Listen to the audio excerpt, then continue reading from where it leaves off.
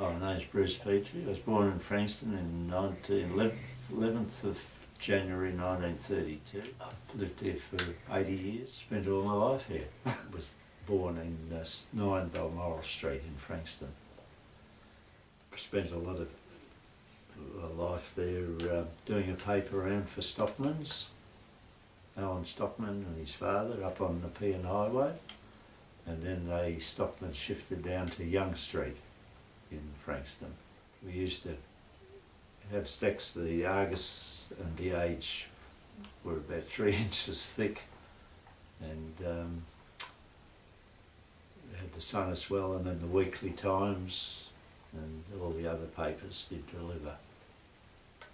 When I was going to school, we used to go down through the ramp, and there was a big turntable there for the steam trains, and we used to get there at 8:30 to turn the engine around to return to Stony Point, and then we'd go up past the Catholic school to the state school. What did your dad do? Father owned a grocer's shop at the corner of Station Street and Young Street. We owned all of Balmoral Street, Station Street, the blocks in Station Street across to Rossmouth Avenue, and we had Worth Circus on our land there one year. They came by steam train, and trucks and that had cages with the lion animals in them, and they'd take them by tractor around to the circus site. So we just had to look out the front door and see the circus. What was your fondest memories of the circus? Oh, well, I was only very young then, so I don't sort of remember that much. Only the steam train was the highlight over in the railway yards, and the State Rivers used to have their pipe depot where the railway yards are now, and Royce Bell and myself used to go from Tillison's shop in Young Street. There was a stormwater drain went under the railway line and came up in into the pipe depot, so we used to go in through the drain and come up in the pipe depot at the weekend and play on the pipes, and then I'd get into trouble at home because we had tar all over our boots. That was one of them. I had a boat in the creek all that time. We used to go fishing. It's all been ruined now by dredging, and Coombs netted it back in the 50s. They used to run nets out. Every year they had to go further out. Fish have never returned like they used to be. There used to be, massive snapper. I used to go down to the gasworks at the bottom of the street, down Station Street and Shannon Street in the winter time, and watch them stoking the coal for to make the gas. And it used to be lovely and warm down there on a winter. Mr. Beggs used to do that. Beggs has lived over in Rossmouth Avenue. And the old railway signal box there, when they had the railway gates, Mr. Davis used to operate the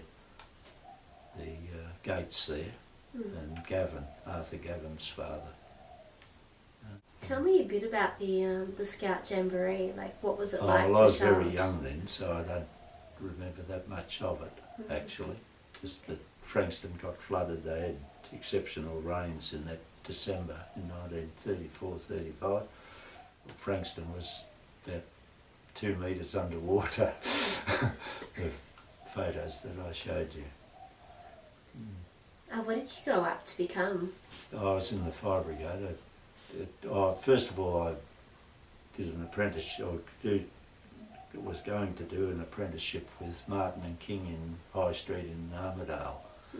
But there used to be a lot of train strikes at that period, and so Woods has run a bus service out of and a garage in Balmoral Street in the old tin shed, which is Mozzie Jacobs' shed. So they offered me a job, and I worked there for a couple of years till I was 18, and then I wanted to join the fire brigade in the city, so I joined that and stayed there for 37 years. Went around all various stations.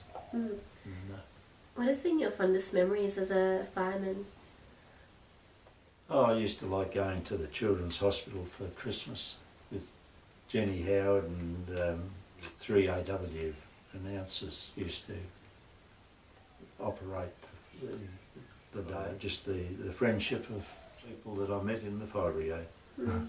The Frankston Fire Brigade, I was a member of that up until '56 when Union, or the Country Fire Authority wanted to put permanent members in at Frankston. The volunteers all went on strike and the CFA, Country Fire Authority, sacked them all, put in new members, volunteers, and Jim Daly wanted the job, but he wasn't prepared to go to Ballarat to study. So we all got the sack.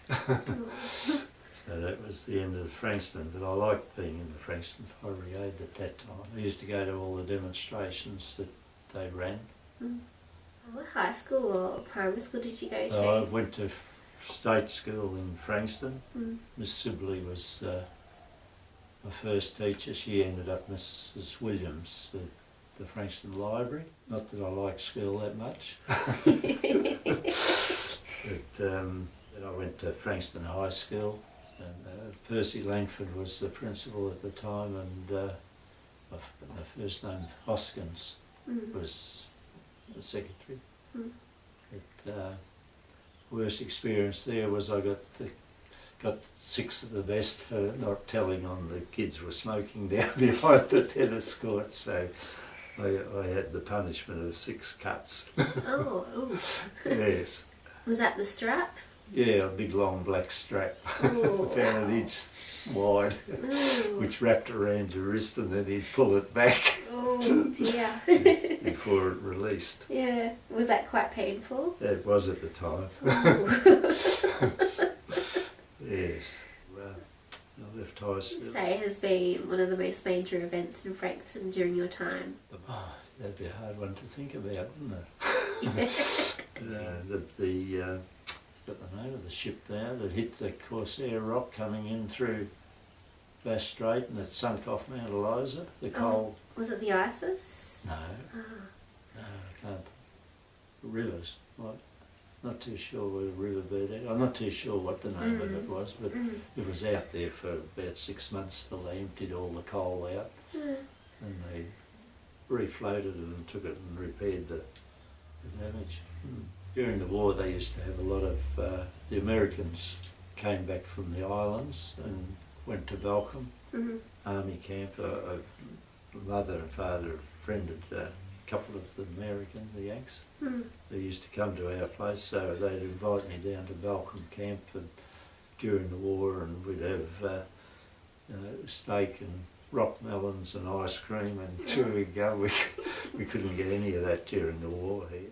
That was memorable. It gave me a few souvenirs which I weren't allowed, rifles and things, Japanese rifles which you weren't allowed to have. Though. What was it like growing up during the war? In Frankston, pretty good. We had petrol rationing we had a boat, so I used to get a couple of gallons of petrol for that to go fishing and books, of course. But we had a shop. We had our own cow and chooks, grew our own vegetables in Balmoral Street, so pretty self-sufficient. And I used to go out of a weekend to my friends in Sky Road and I'd either shoot a couple of rabbits or we'd trap them, and I used to spend the weekends out there at Alf Greaves' property, or it was part of the Peninsula Golf Course property.